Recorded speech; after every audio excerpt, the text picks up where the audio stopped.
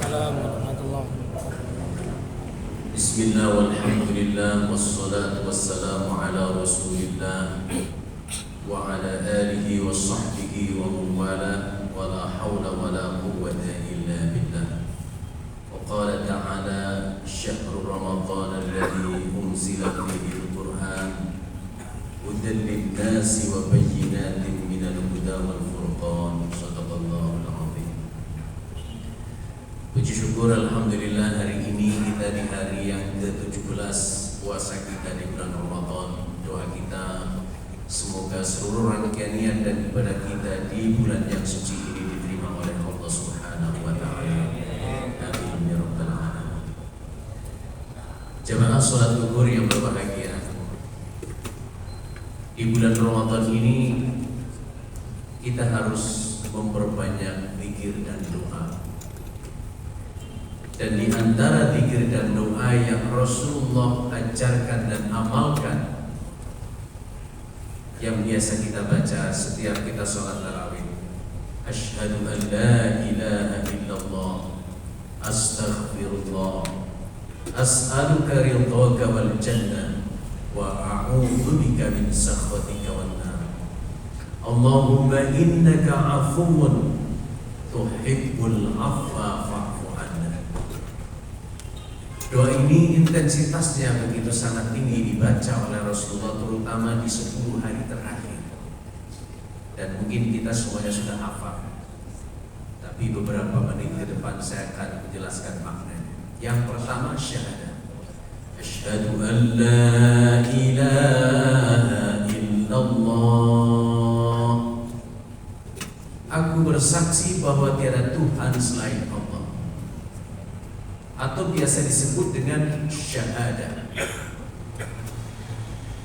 Syahadah yang kita lakukan jauh sebelum kita lahir ke muka bumi, yaitu pada saat Allah menciptakan ruh kita.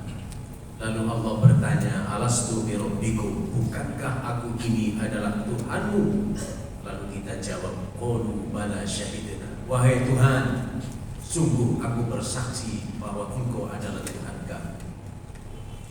Begitu kita lahir ke muka bumi, kita pun bersyahadat.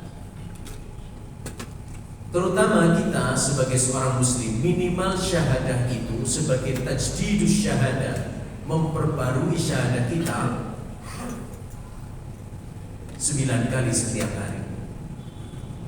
Subuh ketika tahiyat akhir sekali, zuhur, asar, maghrib dan isya masing-masing 2 kali di tahiyat awal dan di tahiyat akhir. Asyhadu an la ilaha illallah. Apalagi di bulan Ramadan dengan ditambah sholat tarawih, sholat witir, sholat duha, sholat tahajud dan seterusnya. Lalu kenapa syahadah itu penting? Bapak dan Ibu sekalian, karena syahadah itu sebagai pintu gerbang diterima atau tidaknya amal ibadah kita. Seandainya ada orang yang beramal ibadah begitu sangat luar biasa tapi tidak dilandasi oleh syahadah, maka sudah pasti akan ditolak. Contoh Abu Thalib, paman baginda Rasulullah SAW. Abu Thalib dari mulai Rasulullah yatim piatu, dididik, diasuh. Begitu pula ketika Rasulullah diangkat menjadi Nabi dan Rasul, Abu Thalib adalah gerbang terdepan untuk membela baginda Rasulullah. Tapi ketika sampai akhir hayatnya, Abu Thalib tidak pernah mendeklar dirinya sebagai seorang muslim dengan bersyahadah. Maka meskipun amal ibadahnya luar biasa, dia tetap statusnya sebagai orang kafir karena tidak membaca syahadah. Lalu yang kedua, astaghfirullah. Aku mohon ampun kepadamu ya Allah. Tentu saja kita sebagai manusia, al-insanu makhlul khata' wal isyan. Manusia itu tempatnya lupa dan dosa. Jangan-jangan sejak Ramadan pergi tahun lalu sampai hari ini dosa kita begitu sangat banyak. Jangan-jangan seandainya hari ini Allah berikan catatan amal kita, maka setiap halaman disitulah mungkin ada catatan dosa. Maka istighfar menjadi salah satu media kita memohon ampun kepada Allah. Lalu kita bertanya, apakah dengan istighfar Allah akan mengampuni dosa-dosa kita? Sudah pasti. Allah di dalam Al-Quran begitu banyak menyatakan dirinya sebagai Maha Pengampun. Innallaha ghafurur rahim. Misalnya, sesungguhnya Allah Maha Pengampun lagi Maha Penyayang. Di ayat yang lain Allah berfirman, Innallaha yaghfiru dzunuba jami'an. Sesungguhnya Allah mengampuni semua dosa-dosa, mau dosa yang kecil ataupun dosa yang besar. Ketika kita beristighfar, ya Allah, aku mohon ampun kepadamu, Allah sudah pasti akan mengampuni dosa-dosa kita. Firman Allah di dalam hadis qudsi, Allah menyatakan, Inna rahmati yaghlibu ghadabi. Sesungguhnya kasih sayangku mengalahkan kemarahan. Hadirin yang berbahagia, itulah dosa dengan istighfar. Lalu setelah kita bersyahadah kemudian beristighfar, baru kita memohon kepada Allah, As'aluka ridhaka wal jannah wa a'udzu bika min sakhatika wan nar. As'aluka ya Allah, aku mohon kepadamu ridhaka wal jannah, ridho dan surgamu.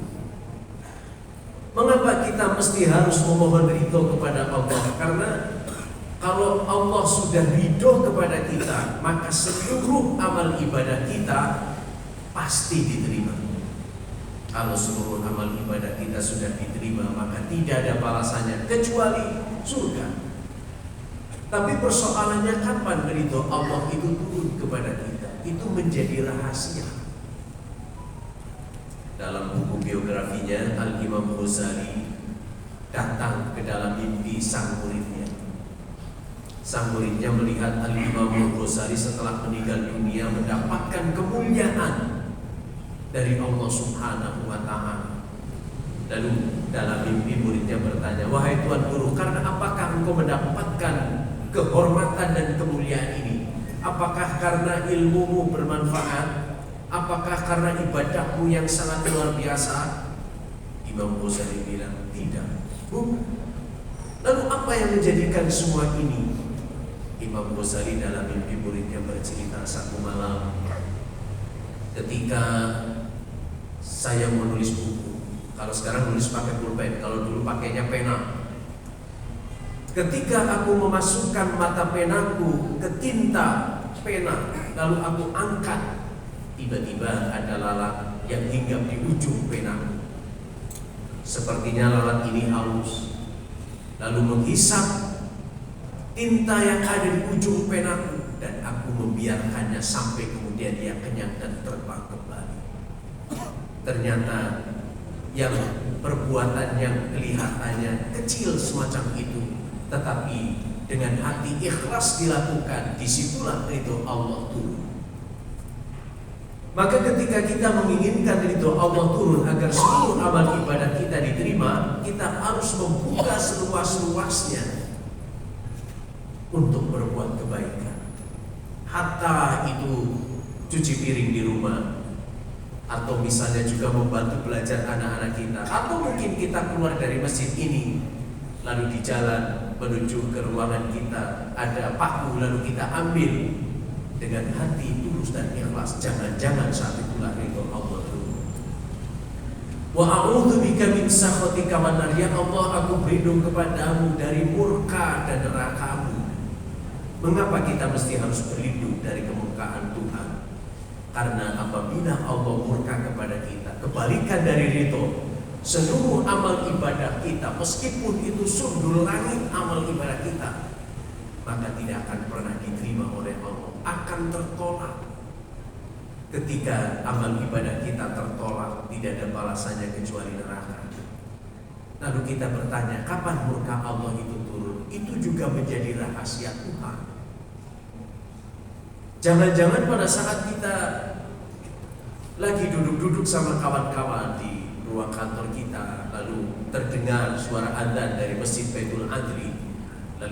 Lalu kawan kita bilang, ayo kita sholat, sudah adzan. Kita menjawab dengan bercanda, sholat kan nomor 2. Kita sering bercanda semacam itu. Atau saya nitip aja ya sholatnya. Kelihatannya remeh statement semacam itu. Tapi ketika dilakukan itu bercanda, dan di mata Allah itu bagian dari pelecehan terhadap kewajiban yang mestinya kita harus lakukan, disitulah jangan-jangan murka Allah turun kepada kita. Maka untuk menghindari murka Allah, kita mesti harus menutup serapat-rapatnya peluang kita untuk berbuat keburukan sekecil apapun. Karena boleh jadi perbuatan dosa yang kecil itu menjadikan Allah murka kepada kita. Baru ditutup dengan doa, Allahumma innaka afuwun tuhibbul afwa fa'fu anna. Ya Allah, Engkau Maha Pemaaf. Sesungguhnya Engkau menyukai memberi maaf. Fa'fu anna, maka maafkanlah aku. Tadi di awal sudah astagfirullah, ya Allah ampuni dosa-dosaku. Allah sudah pasti akan mengampuni dosa-dosa kita. Tetapi catatan dosa, catatan maksiat, catatan keburukan kita enggak terhapus. Itu masalahnya. Dengan istighfar dosa diampuni, tapi catatannya tidak terhapus. Lalu bagaimana agar dosa diampuni, catatannya terhapus? Doa yang terakhir tadi, Allahumma innaka afuwun tuhibbul afwa fa'fu anna. Ya Allah, Engkau Maha Pemaaf, Engkau suka memberikan maaf, maka maafkanlah aku. Maka Allah akan menghapus seluruh catatan dosa, catatan keburukan, catatan maksiat kita kepada Allah Subhanahu wa Ta'ala. Sungguh sangat luar biasa. Maka memperbanyak zikir dan doa semacam ini Rasulullah selalu amalkan. Dan intensitasnya menjadi naik apabila di 10 hari yang terakhir. 10 hari yang terakhir, kita sudah 17 nih, tinggal 3 hari lagi. Maka di 10 hari yang terakhir, dalam kondisi apapun, zikir dan doa itu dibaca. Apakah itu di kantor, apakah itu di mobil dalam perjalanan ke kantor atau pulang kantor, apakah itu di rumah, apakah itu juga menunggu berbuka, kita baca asyhadu an la ilaha illallah astaghfirullah as'aluka ridhaka wal jannah wa a'udzu bika min sakhatika wan nar. Allahumma innaka afuwun tuhibbul afwa fa'fu anna ya karim. Masih ada 13 hari Ramadan.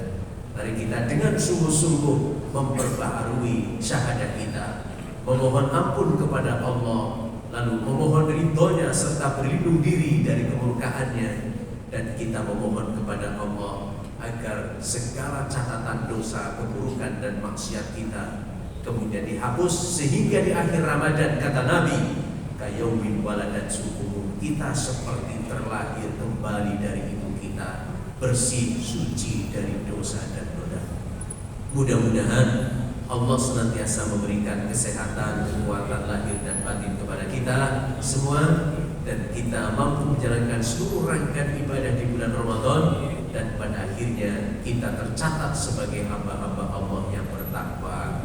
Amin ya rabbal alamin. Wabillahi taufiq wal hidayah. Wassalamualaikum warahmatullahi wabarakatuh.